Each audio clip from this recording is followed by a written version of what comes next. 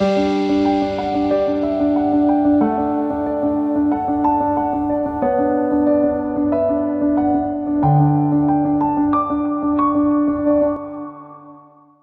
առավոտ սիրելի հեռուստադիտող, մենք դարձյալ եթերում ենք բարձր տրամադրությամբ, որովհետև այսօր առաջիկա րոպեներին մենք խոսելու ենք դարձյալ սրտի առողջությունից։ Հիմա կհարցնեք մնում են, եթե բան չեն գտնում, խոսում են սրտից, բայց իրականում եկեք փաստենք, որ ոչ վարակիչ հիվանդացության մեջ, հիվանդությունների մեջ ամենաբարձր հիվանդությունը դեռևս պահպանվում է օֆիցիալ վիճակագրությամբ, այդ թվում Հայաստանում սիրտանոթային հիվանդությունները առաջին շարքում են։ Հետևաբար մեր խնդիրն է հանրությանը իրազեկել, մեր խնդիրն է, որ դուք ձեզ գտնեք մեր խոսույթի մեջ եւ հետևեք այն կանոններին, որոնք որ ձեզ ուղղորդելու են դեպի ավելի առողջություն։ Բժիշկ Ամիրյան, առողջ առավոտ։ Առողջ առավոտ բժիշկ Ավետիսյան։ Մենք այսօր տաղավարում ունենք հետաքրքիր մի քննարկում եւ իհարկե, ինչպես հիշում եք, մենք նոր մարզբժշկական կենտրոնի հետ անում ենք շարք, որտեղ եւ տեղ են գտել սրտի իշեմիկ հիվանդությունները, ոչ միայն սրտի իշեմիկ հիվանդություն խոսույթը, իսկ տաղավարում մեր հյուրն է նույն բժշկական կենտրոնի բժիշկ սրտաբան Արևիկ Ստեփանյանը, ում մենք ասում ենք առողջ առավոտ։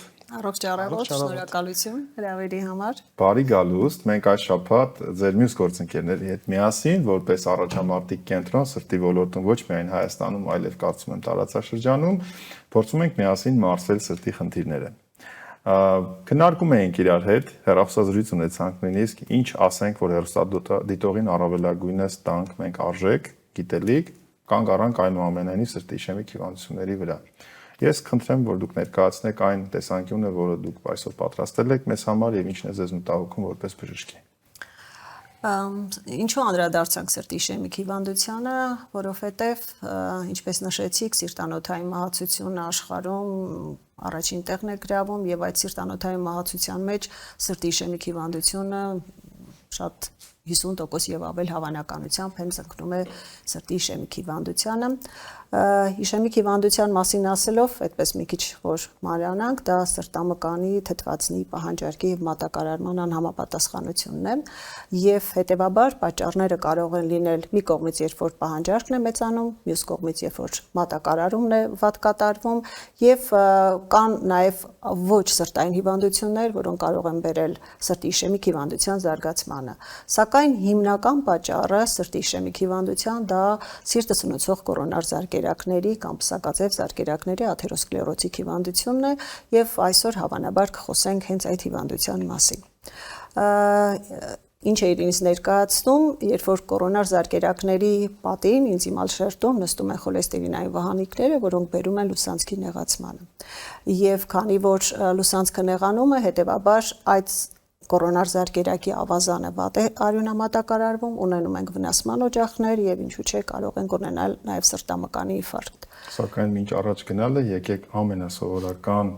մարդու համար ով չունի առողջապահական գիտելիքներ, ասենք թե որն է կորոնար զարկերակը կամ կորոնար անոթները։ Թե կորոնայից հետո Այո, շատ բառ է այդպես պսակաձև զարկերակ կամ կորոնար զարկերակ, դրանք սիրտը սնուցող, սրտամկանը սնուցող խոշոր զարկերակներն են, որտեղ մենք գործ ունենք նաև մանր զարկերակային ավազանի հետ ցիրկուլյատոր ավազանի հետ, որը նույնպես կարող է իշեմիկ հիվանդության պատճառ լինել, սակայն դա սրտամկանի հիմնական սնուցող զարկերակներն են։ Շատ լավ, իսկ հիմա շարժվենք առաջ։ Ցավոք Հայաստանը գտնվում է սիրտանոթային եւ սրտի իշեմիկ հիվանդության այդպես թեժ գոտում եւ չնայած վերջին տասնամյակներում ոչ միայն Հայաստանում, նաև աշխարհում մեծացել է թե բուժական տակտիկան, թե ինվազիվ միջամտությունները, սակայն միևնույն է չեն կարողանում հաղթահարել սրտի իշեմիկ հիվանդությունը եւ շարունակվում է եւ մահացությունը եւ նաև պատահարները, որոնք կարող են բերել հաշմանդամության։ Հետևաբար, երբ որ գործ ունենք արդեն հիվանդության հետ, շատ դժվար է պայքարելը եւ վերջին ժամանակները ամբողջ աշխարհում առողջապահական համակարգում շատ մեծ դեր է տրվում կանխարգելիչ միջոցառումներին եւ հետեւաբար ես կուզեմ մեր հեռուստադիտողներին անպայման ցուցել հետեւել այդ կանխարգելիչ միջոցառումներին, որպեսզի չունենանք հիվանդություն կամ եթե ունենանք շատ ուշ զարգանային։ Այդ գործոնները շատ հայտնի են մեզ, կան սեր, ժառանգական հակվածություն, տարիք, դրանք այնպիսի գործոններ են, որոնք փոփոխման ցավոք ենթակա չեն, ոչ կառավարելի, այո, եւ գոյություն ունի այդպիսի մի սանդղակ, հա, սրտի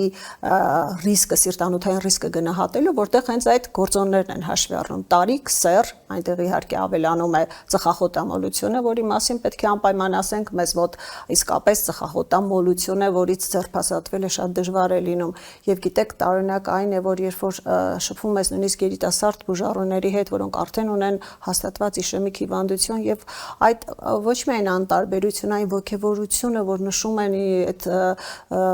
սիգարետի մասին խոսելիս եւ դու հասկանում ես, որ նրանք շարունակելու են ծխելը, սա է շատ լուրջ հարցը, խոսելով նաեւ ժառանգական հակվածության մասին, ասենք, որ տղամարդկանց մոտ տարածվածությունը շատ է հիվանդության, սակայն վերջին ժամանակները կանանց մոտ է մեծացել մահացությունը սիրտանոթային պատահարներից եւ դա նույնպես մի առանձին զրույցի թեմա է, որովհետեւ կանայք մի քիչ ավելի եւ անուշադիր են եւ դեղորայքների հանդեպ եւ ավելի դիմելությունը ուշ է լինում եւ այդ հարցում կանայք նույնպես պետք է իրենց շատ հետևեն եւ հետեւողական լինեն։ Իսկ այն մյուս գործոնները, որոնք կարող են փոփոխվել, դրանք ճարպակալումն է եւ ֆիզիկական ակտիվության պակաս լինելը։ Ես փորձում եմ բոլոր իմ բուժառուներին հորդորել ֆիզիկական ակտիվություն դեռ երիտասարդ տարիքից սկսած, որովհետեւ հետազոտությունները պարզել են, որ առողջ անձիկ, առողջ պոպուլյացիայում անձը, որը ունի ֆիզիկական ակտիվություն եւ կանոնավոր ֆիզիկական մարզումներ, այդ անձի մոտ մինչեւ 30% պակասում է սիրտանոթային հավանականությունը եւ նույնիսկ ավելի ինտենսիվ մարզումները պակասեցնում են օնկոլոգիական հիվանդությունների առաջացումը։ Այսինքն, եթե մենք այդ ամենի մասին մտածենք դեռ վաղ տարիքից, ավելի երիտասարդ տարիքում շատ ավելի ամուր եւ առողջ օրգանիզմ կունենանք եւ նաեւ ինչու՞ չէ նաեւ սիրտը սնուցող անոթները կլինեն ավելի առողջ։ Մյուս գործոնը դա, ինչպես նշեցինք, ծխախոտամոլությունն է։ Սա նույնպես արհավիրք է եւ հուսանք, որ ժամանակի ընթացքում կշտկվի այս հարցը նույնպես։ Զարկերակային հիպերտենզիան հիվանդությունների մեջ համարվում է մեզ համար շատ լուրջ գործոն, ինքը սիրտանոթային պատահարների եւ մահացության հիմնական ռիսկի գործոն է, համար առաջին մեկ ռիսկի գործոն է եւ խնդիրը այն է, որ եթե մենք կարողանում ենք հսկել մեր ճնշումը եւ հասնել թիրախային թվերի, մենք ոչինչով չենք տարբերում մյուս առողջ մարդուց, որը չի խմում այդ դեղորայքը։ Այսինքն պետք է նաեւ կարողանանք բուժառուներին հորդորել, որ ինչքան կարեւոր է ճնշման հսկողությունը եւ ընդամենը 10 մմ սնդիկի սյուն իջեցնելու Պարագայում մենք մինչև 20% պակասեցնում ենք սիրտանոթային պատահարների ռիսկը։ Շատ հաճախ ենք լսում, որ այդ իմ ճնշումն էր, ես շատ լավ եմ զգում այդ դեղորայք չեմ օգտագործում, լավ եմ զգում ես ճնշման տակ, շատ լավ, կամ իմ տարիքին որ ճնշում եմ։ Պարտությամբ նույնիսկ 250-ի տակ ես ոչինչ, Եվ գիտեք, երբեմն բարձր ճնշում ունեցող մարդկանց մոտ երբ որ իջեցնում ենք զարկերակային ճնշում, իրենք վատ են զգում սուբյեկտիվ, գլխապտույտ, թուլություն, այսպիսի զգացողությունները, որը շատ հաճախ շատ արագ դադարի պատճառ է լինում եւ այդ դադարի պատճառի մասին ասելով խոսելով ասենք որ հակվածությունը ընդհանրապես դեղորայքի ընդունման հանդեպ շատ փոքր է, շատ սուր իշեմիկ խնդիր ունեցող ստետավորված վիրահատություն տարած անձը կարող է 6 ամսից մինչև 1 տարվա մեջ դեղորայքների 1/4 կրճատում անի եւ 1-2 դեղորայք մնա եւ իհարկե դա նույնպես նպաստում է հիվանդության զարգացմանը եւ դառնում է հիվանդությունը ավելի անկառավարելի։ Սրտի իշեմիկ հիվանդության կառավարման լաբորատոր գործիքային քննությունների սպեկտրի մասին խոսենք։ Գիտեք, վերջերս պարբերաբար լսում եմ խոլեստերինի մասին, որ այդ միֆը արևմուտքի կողմից, այսպես դավադրապաշտական տեսությունները գնալով մեզանում տեղ են առնում, որ խոլեստերինը պետք է նորմալ լինի, նույնիսկ հետազոտություններ են հրապարակում, որ դա բիզնես բաղադրիչ ունի, որ խոլեստերինը իրականում ու լավ ու վատ խոլեստերին խոսակցական մակարդակով լիպիդային պրոֆիլի մասին առհասարակ խոսենք եւ հենց բուն խոլեստերինի ինչ գործառույթներ ունի օրգանիզմում եւ որ դեպքում է դա համարվում վնասակար, պաթոլոգիկ եւ ինչ ֆարմակոլոգիական լուծման մեջ ինչքան պետք է սրան ուշադրություն դարձնենք, այո, փոքր ստատինների մասին խոսենք եւ խոսենք դա մաքսիմալ բաց ավելի ժողովրդին տնամոտ, այսպես լեզվով, որ ընկալելի լինի, որ չստացվի նորից հերթական հաղորդումը նկարեցինք, այսքան ժամանակ ու ռեսուրս ծախսեցինք, ձեզ աշխատանքից կտրեցինք, բերինք, հասցրեցինք, այստեղ մեզ լսում են, ասում են լավ է, մի բանն է խոսում, մեկա ծխելու եմ, մեկա խմելու եմ, տեղերս էլ չեմ խմելու, ես ինձ լավ եմ զգում։ Ինչպես անենք, որ ներազդենք եւ այս ամեն ինչը մի փոքր մարսենք, հա, խոլեստերինի հետ կապված։ Ուրեմն այդ սիրտանոթային ռիսկերի մեջ այդ դիսլիպիդեմիա հասկացությունը, երբ որ մենք ունենում ենք ընդհանուր լիպոպրոտեինային համակարգի խախտում, որովհետև մենք ասում ենք հակը խոլեստերինային դեղորայքն շեշտադրումը խոլեստերինի վրա դնելով, բայց այնտեղ այդ լիպոպրոտեինային դիսբալանսը շատ մեծ դեր ունի։ Ընդհանրապես ես միշտ այսպես կոնկրետ ասում եմ, երբ որ կատարվում է կորոնար զարկերակի հատում, հա, ցավոք պաթանատոմիական հատում եւ դիտվում է, այնտեղ խոլեստերինային նստվածք է առաջանում։ Խոլեստերինային մասնիկներ ենք տեսնում, իհարկե այնտեղ կարող են լինել բորբոքային մարկերներ, թրոմբոցիտներ եւ այլն, բայց այդ նյութի կուտակումն է հիմնական լուսանցքի նեղացման պատճառը։ Եվ երբ որ մենք շեշտադրում ենք ստատինների դերը կամ այդ դիսլիպիդեմիայի հսկողությունը, այստեղ ի նկատի ունենք այն պացիենտներին, որոնք ունեն կամ արդեն հաստատված սիրտանոթային խնդիրներ կամ գտնվում են ինչ-որ մի ռիսկի խմբի մեջ։ Այսինքն, այո, ճիշտ է, խոլեստերինը իր բոլոր ցուցանիշներով շատ կարևոր է հորմոնալ սիստեմից սկսած մինչև նյութափոխանակության օրգանիզմում կատարվող մի շարք նյութերի սինթեզի համար, բայց երբ որ մենք արդեն ունենք հաստատված սիրտանոթային խնդիր կամ ունենք ռիսկի տարբեր գործոններ, մենք կարող ենք ռիսկի գործոնները հերթով ասել, որպեսզի իմանամ ինչի մասին խոսք է գնում, այս պարագայում մենք պետք է ունենանք խոլեստերինային որոշակի թիրախային թվեր։ Այն ես ձեզ որ ասեցի գոյություն ունի այդ տարիք ծխել այդ կյանքի մահվան այդ սկոր է կոչվում սանդղակը, գոյություն ունի նաև մեկ այլ սանդղակ, որը ցույց է տալիս սիրտանոթային ռիսկեր, այնտեղ ցածր, միջին, բարձր եւ շատ բարձր ռիսկեր։ Օրինակ, եւ այդ ռիսկերի մեջ, օրինակ, շաքարային դիաբետ ունի անձը 10 տարի։ Ինքը չունի դեռ հաստատված սիրտանոթային հիվանդություն, բայց ինքը արդեն համարվում է ռիսկի մի կարևոր խումբ։ Եվ արդեն այդ պացիենտների մոտ պետք է ցածր խտության լիպոպրոտեինների ունենանք որոշակի սահման, հա։ Հաստատված արդեն սիրտանոթային պատահարներ ունեցող մարդկանց մոտ այդ սահմանը պետք է լինի շատ ավելի ցածր։ Այն անձը, որը կրկնակի իշեմիկ խնդիր է ունենում 1 տարվա ընթացքում, էլ ավելի ցածր։ Ինչ են պարզել հետազոտությունները, որ ինչպես է լինում, որ այն մանկական դեռահասային տարիքում չենք ունենում նմանատիպ խնդիրներ եւ ընտրել են այն թվերը, որոնք բնորոշ են երիտասարդ մանկական տարիքի մարդկանց խոլեստերինային թվերին։ Իհարկե մենք այստեղ պիտի չմոռանանք այն ռիսկի խմբի մասին խոսելով դիաբետի առկայությունը, երբ որ կա, մենք պետք է չմոռանանք ընտանեկան հիպերխոլեստերինեմիան, մենք պետք է չմոռանանք ժառանգական նախատրամադրվածությունը, երբ որ ընտանիքում երիտասարդ տարիքում ծնողներ կամ առաջ կարգի հարազատներ ունենում են սրտային խնդիրներ եւ ինչքան էլ ասենք միևնույն է ոչ միայն Հայաստանում, ամբողջ աշխարհում ստատինները քիչ է օգտագործվում եւ բացի օգտագործվել մենք շատ դժվար ենք հասնում թիրախային թվերին, շատ դժվար։ Մոտավորապես 30-40% բնակչության սիրտանոթային հիվանդություն ունեցող ուժառուներին, այսպես ասեմ, ոչ բնակչության, որոնք օգտագործում են ստատիններ, չեն հասնում թիրախային թվերի։ Տարբեր գործոններ այդ հակվածությունից սկսված սննդակարգին չհետևելը եւ մեր նաեւ ամբողջ միտքն է, որ հնարավորինս կարողանալ բացատրել մանրամասն, որ այսա մի շատ կարևոր գործոն է եւ ամբողջ հետազոտությունները, երբ որ արվում են, իհարկե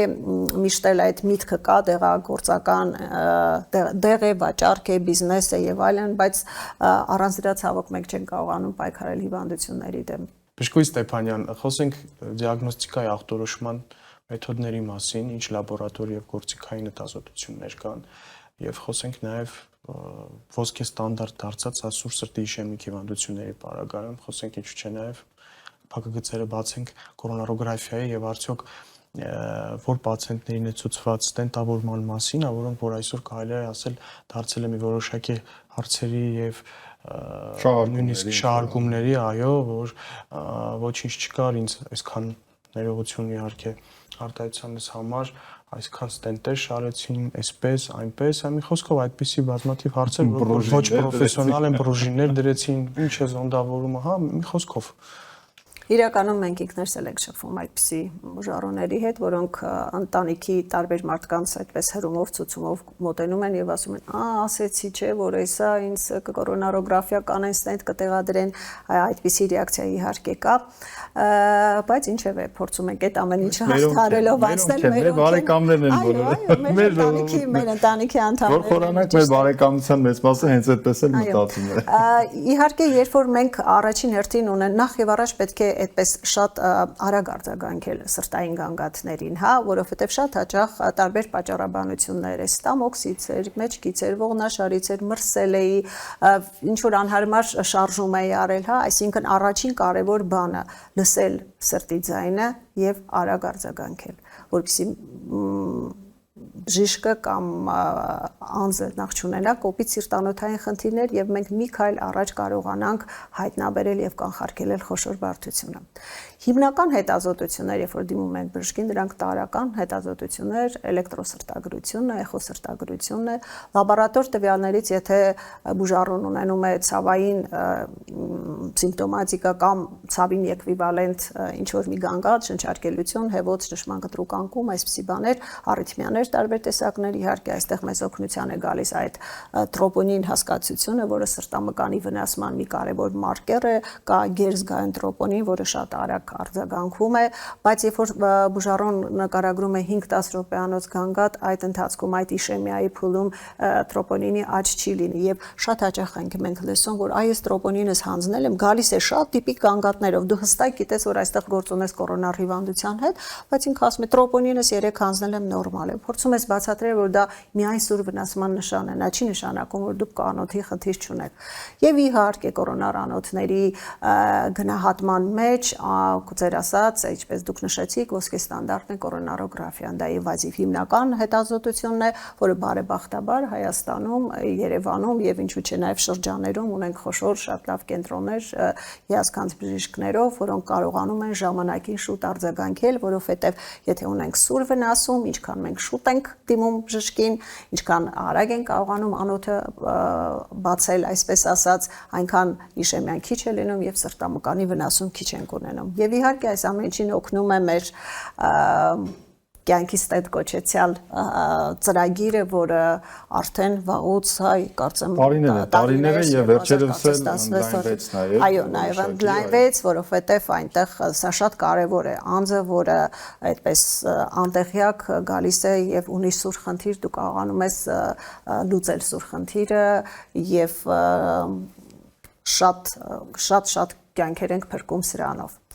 Կորոնարոգրաֆիան ինչ է մեզ տալիս, դուրս գանք սուր խնդրից, ինչի մասին ենք ինֆորմացիա ունենում, մենք ունենում ենք կորոնար անոթների անատոմիական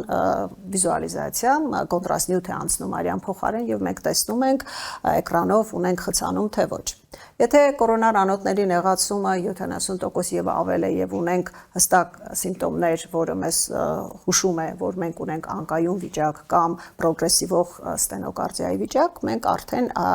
գիտենք, որ այս անոթը միայն դեղորայքով չի կարող հսկվել եւ մենք պետք է փորձենք ինչ-որ մի եղանակով կատարել անոթի բացումը, ռևասկուլյարիզացիան։ Եթե գործ ենք ունենում բազմանոթ հիվանդության հետ, որոնցից 2 եւ ավել, որոնցից մեկը ձախ առաջային վայրի զարկերակն է, դա շատ կարևոր մի զարկերակ է, իհարկե այս դեպքում նախապատվությունը թեքվում է վիրահատության կողմը։ Եթե ունենում ենք 1-2 զարկերակ եւ տեղակայումն է շատ կարևոր զարկերակի խցանման եւ հարմար է ստետավորման տեսանկյունից, այս դեպքում իհարկե ճանապարհը տալիս ենք ինվազիվ մեթոդին կորոնար զարկերակի բացման։ Ինձ մոտ ժպիտ է առաջացնում այն ասոցիացիան, երբ խոսում եք ինձ մոտ կերպարներ, ծանոթ ընկերներ, բարեկամներ են գալիս, հատկապես այդպես 60-ից տղամարդիկ, որ գիտես չէ 7 հատ ստենտ ունեն, ինչ հպարտությամբ են ասում։ Իրականում շատ ուրախ ենք, որ փրկվել եք, բայց նաև ստենտների քանակով պետք չի, հա, հպարտանալ ընդհանրակը։ Մենք իհարկե նաև ես շատ գրավեց, գիտեք, դուրս շատ եկավ, երբ որ շատ ջերմ արտահայտվեցիք, որ ամբողջ հանրապետությունում, այդ թվում մարզերում մենք ունենք պրոֆեսիոնալ գոլեգաներ, եւ սա ասում է բժիշկ, ով աշխատում է top սրտաբանական կենտրոնում, սա ինձ համար սա օրինակելի էտիկետ է բուժաշխատողի եւ շատ շնորհակալ եմ անձամբ դրա համար, չկարողացա չբարձրաձայնել եւ միևնույն ժամանակ հիշեցի այդ գլուխ գովան ձյաձյաների որ 6-7 մինչեւ 10 ստենտ կարող ենք դնել։ Գիտեք, Բիշ Ստեփանյան, մենք կարող ենք նաեւ շատ երկար խոսել, բայց ես կուզեի, որ մենք անդրադառնանք սպეციფიկ հետազոտություններից մեկին, կարծում եմ արդեն գլխի ընկած ինչ եմ ասում, որը գալիս է որպես այլընտրանք կամ մինչ այդ, եթե մենք որոշ դեպքերում չենք կարողանում կամ ինչ որ էթիկական հարցերից ելնելով չենք ուզում անել կորոնարոգրաֆիա։ Հուշեմ թե արդեն հուշեք, որովհետև իմ մտքում մի քանի բան է առաջացավ։ Okay, ես առաջարկում եմ 2-3 հետազոտության մասին խոսեք, որոնք նաև սրտի իշեմիկ հիվանդությունների ժամանակ բավական սպეციფიկ ուրույն դեր ունեն, մինիմալ ինվազիվ են կամ ոչ ինվազիվ են նաև։ Շատ բարի։ Ուրեմն խոսենք նախ եւ առաջ այն սկրինինգային տեստերի մասին, որոնք շատ հաճախ նաև առաջարկում են ռիսկի խումբ ունեցող պացիենտների մոտ, դա սովորական ստրեսեխո հետազոտություն կամ տրեդմիլ տեստն է, ավելի այդպես մի քիչ ընդհանրացված, որ մենք գիտենք։ Բայց արագանցնենք, որովհետև ժամանակ շատ չունենք։ Մյուս հետազոտությունը դա համակարգչային շերտագրումն է կորոնար զարկերակների։ Վերջին ժամանակներս շատ ենք դա օգտագործում, հատկապես երբ որ կարծում ենք, որ իշեմիկ հիվանդությունը այսպես մի տեսակ այնքան էլ հստակ չի եւ կարծում ենք նաեւ, որ մեծ է հավանականությունը, որ չունենան կորոնար խնդիրներ եւ ոչ ինվազիվ մեթոդը եւ շատ հեշտ է, մինիմալ կոնտրաստ նյութով եւ բավականին ինֆորմատիվ։ Մյուս երկու մեթոդները դրանք մեկը ներանոթային ուլտրաձայնային հետազոտություն է, մյուսը արյան հոսքի ֆրակցիոն ռեզերվի որոշում, այսպես կոչվում է FFR հետազոտություն։ Երբ որ կատարում են կորոնարոգրաֆիա եւ գործ ունենք սահմանային նեղացումների հետ, հա, նեղացումը 50-ից 70% է, ստաբիլ է պացիենտը, առանձնապես գանգատ չի ներկայացնում։ Ինչ անենք այս դեպքում։ Իհարկե այդ ստրես տեստը, ստրեսեխո հետազոտությունը կամ տրեդմիլ տեստը երբեմն մեզ օգնության է գալիս, բայց քանի որ մենք գիտենք այդ տեստը մինչև 65-70% ունի զգայունության հավանականություն եւ մեզ կարող է նաեւ հստակ ինֆորմացիա չտա, այստեղ մեզ օգնության է գալիս այդ ֆրակցիոն հոսքի ռեզերվի որոշում, այսինքն սա այն արյան ծավալն է, որը բավարարում է սրտամկանի արյան մատակարարմանը։ Այստեղ նեղացումից առաջ եւ հետո ճնշումներն է չափվում եւ դրանց տարբերությամբ որոշվում է նեղացման հեմոդինամիկ նշանակությունը, այսինքն ինչքանով է դա կարեւոր։ Այնտեղ ստանդարտ թիվ գոյություն ունի, եթե այդ թիվը նորմալում 1 է, պարզ է, պետք է տարբերություն էական չլինի, բայց երբ որ այն իջնում է 0.8-ից ներքև, արդեն ինքը համարվում է հեմոդինամիկ նշանակալի եւ ասեմ, որ հատկապես երբ որ մենք գործ ունենք բազմանոթային հիվանդության հետ եւ պետք է մենք հասկանանք, որ մեթոդը օգտագործենք, այստեղ պացիենտը պետք է գնա աորտոկորոնար շունտավորման, թե պետք է գնա ինվազիվ ճանապարհով, որտեղ մենք գիտենք, որ շունտավորման համար շատ կարեւոր է նեղացման բարձր տոկոսը շունտերի աշխատանքի եւ երկար պահպանման համար։ Այսինքն դա մեզ համար կարեւոր դեր ունի նաեւ բուժական տակտիկա մշակելու համար, այստեղ մեզ օգնության է գալիս այդ հետազոտությունը, որը հստակ մեզ ինֆորմացիա է տալիս, այդ 60%-անոց զարկերակը պետք է միջամտել թե ոչ։ Եվ ասեմ շատ մի կարևոր բան, որ այս ցուցանիշի վրա ազդում է նաև անոթի, որ հատվածում է նեղացումը։ Կարող է անոթի դիստալ հատվածում լինի նեղացումը, շատ լինի, բայց այդ ցուցանիշը լինի նորմայից ցածր։ Եվ անոթի հիմքում լինի ինքը ավելի մեծ սրտամկան մատակարարի եւ լինի քիչ նեղացած, բայց միջամտության անհրաժեշտ։ Եվ վերջին փոքրիկ հարցը շատ կարճ պատասխանի ակնկալիքով։ Սրտի MRT երբ են անում եւ ինչի համար։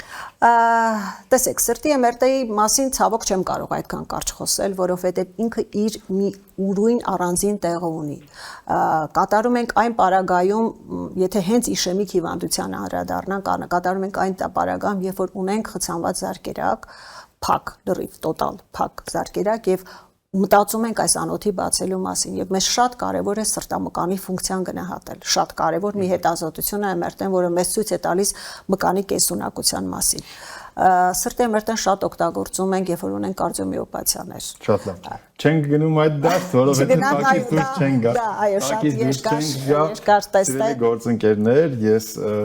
նոր ինձ բռնեցի այն մտքի վրա, որ մեր այս հաղորդումները ինչ որ առումով ինձ համար ակադեմիա են դարձել։ Այսինքն մարդ, որ ինչքան էլ տիրապետում է իր նեղ մասնագիտությանը, պարբերաբար առիթ ունի պրոֆեսիոնալների հետ շփվելու եւ մտածում եմ, որ ինչն է տարբերությունը, ենթադրենք եթերում ենք, բայց ես լսում եմ լրիվ նորմալ դասախոսություն, որ պարտադիր չի, որ ես լինեմ ուղղակի քաղաքացի, լինելով անգամ բժիշկ, բոլոր գիտելիքներս, մոտեցումներս վերարժևորվում են ինչի համար եւ ձեզ շնորհակալություն։ Կարծում եմ դուք էլ եք բարբերաբար